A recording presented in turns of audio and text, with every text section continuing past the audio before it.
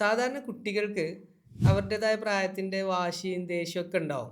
നമുക്ക് മനസ്സിലാക്കാൻ പറ്റും. പക്ഷെ ചില കുട്ടികൾ നമുക്ക് കൺട്രോൾ ചെയ്യാൻ കഴിയാത്ത രൂപത്തിൽ വല്ലാതെ ബേസ്റ്റ് ഔട്ട് ആയിട്ട് ദേഷ്യം പിടിച്ച് സാധനങ്ങളൊക്കെ എടുത്ത് എറിയുക. പുറത്തൊക്കെ പോകുമ്പോൾ ചിലപ്പോൾ നമ്മളെ വഷളാക്കുന്ന രൂപത്തിൽ ആ ഒരു ബിഹേവിയർ ഒക്കെ ഉണ്ടാവും.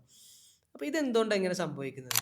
ഒന്ന് കുട്ടികൾക്ക് പ്രോപ്പർ വേയിൽ എങ്ങനെയാണ് അവരെ ഇമോഷൻ എക്സ്പ്രസ് ചെയ്യാന്ന് അറിയാത്തത്. ഇത് കുറേ കാരണങ്ങളുണ്ട്. ഫസ്റ്റ് വൺ കുട്ടികൾ ഇമിറ്റേറ്റ് എപ്പോഴും ആദ്യം പാരൻസിനാ. അപ്പോൾ നമ്മൾ ഒരു അൺഫെയർ സിറ്റുവേഷനിൽ ഈ വലിച്ചെറിയും ദേഷ്യപ്പെടുന്നൊക്കെ ആൾക്കാരാണെങ്കിൽ ഫസ്റ്റ് തന്നെ കുട്ടികൾ അത് കണ്ടുപഠിക്കും. പക്ഷെ നമുക്കത് അംഗീകരിക്കാൻ കുറച്ച് ബുദ്ധിമുട്ടാണ്. രണ്ടാമത്തേത് ADHD ഒക്കെ പോലെയുള്ള എന്തെങ്കിലും ബുദ്ധിമുട്ട് കുട്ടികൾക്കുണ്ടെങ്കിലും ഈ പറഞ്ഞ മാതിരി ഭയങ്കര ഇമ്പൾസീവ് ആയിരിക്കും, വാശിയായിരിക്കും അങ്ങനെയൊക്കെ. അപ്പോൾ ആ സമയത്ത് നമുക്ക് തന്നെ ഈ പറഞ്ഞ മാതിരിയുള്ള പ്രശ്നമാണ് ഇങ്ങനത്തെ മക്കളെ പുറത്ത് കൊണ്ടുപോകാനോ അത് ഒരു അടങ്ങിയിരിക്കാത്ത കുട്ടികൾ എന്നുള്ള.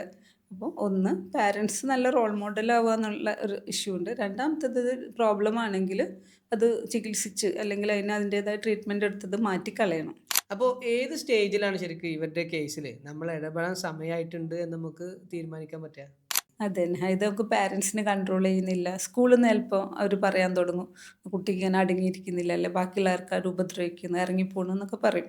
അപ്പോൾ നമുക്ക് മനസ്സിലാവും ഇത് ടീച്ചറിൻ്റെയും കൺട്രോളിലില്ല, പാരൻറ്റിൻ്റെയും കൺട്രോളിലില്ല. അതേപോലെ നമ്മൾ പൊതുസ്ഥലത്ത് പോകുമ്പോൾ നമ്മളിങ്ങനെ ഒരു വല്ലാത്തൊരു ഷെയിമായി പോകുന്ന പോലത്തെ ഒക്കെ ഒരവസ്ഥയുണ്ട്. അതെ. ഇപ്പോൾ ഹാളിലൊക്കെ കൊണ്ടുപോയി കഴിഞ്ഞാൽ ഒട്ടും അടങ്ങിയിരിക്കില്ല. ഇത് വേറെ ആൾക്കാർക്ക് പോലും ശല്യമാവുന്ന രീതിയിലൊക്കെ. അത്രയൊക്കെ ഉണ്ടെങ്കിൽ നമ്മൾ തീർച്ചയായിട്ടും ഇത് കണ്ടെത്തി നേരത്തെ തന്നെ ചികിത്സിച്ചാൽ മാറും. അപ്പോൾ നമ്മളെ സ്ഥാപനത്തിൽ എങ്ങനെയാണ് ഇത്തരം അസുഖത്തെ ഒരു അസുഖമാണല്ലോ അല്ലേ? അസുഖമാണോ? അതെ. എല്ലാം അങ്ങനെയല്ല പറയാ. സുഖമില്ലാത്തതൊക്കെ അസുഖം. അസുഖം. അപ്പോൾ ഇതിനെ എങ്ങനെയാ നമ്മൾ ട്രീറ്റ് ചെയ്യുന്നത് ശരിക്കും? എന്താണ്? ട്രീറ്റ് ചെയ്യുന്നത് അസസ്മെൻ്റ് ഉണ്ട്. ഇപ്പോൾ ADHDക്കൊക്കെ അതിൻ്റേതായ അസസ്മെൻറ്റ് സ്കെയിലൊക്കെ ഉണ്ട്. അതൊക്കെ വെച്ചിട്ട് സയൻറ്റിഫിക് ആയിട്ട് അസസ് ചെയ്യാൻ പറ്റും. IQ ടെസ്റ്റൊക്കെ ചെയ്ത് നോക്കുന്നത് നല്ലതാണ്. ക്ലിനിക്കൽ അസസ്മെൻ്റാണ് ശരിക്കും നല്ലത്. അപ്പോൾ നമുക്ക് അറിയാൻ പറ്റും ഇതെന്താണ് ഏതാണെന്നൊക്കെ ഉള്ളത്. ചില സമയത്ത് ഇതിൻ്റെയൊക്കെ കൂടെ വരുന്നൊരു കാര്യമാണ് പാരൻസിന് പലപ്പോഴും ഇഷ്യൂസൊക്കെ ഉണ്ടാവും. അവരുടെ ഇടയിൽ വലിയ വഴക്കും ബഹളവും ഒക്കെ. അപ്പോൾ അതും നമുക്കിതിൽ എന്താ സൈമൾട്ടേനിയസ്ലി നമ്മൾ ഇൻ്റർഫിയർ ചെയ്യേണ്ട ഒരു വേറെ വിഷയം കൂടിയാണ്.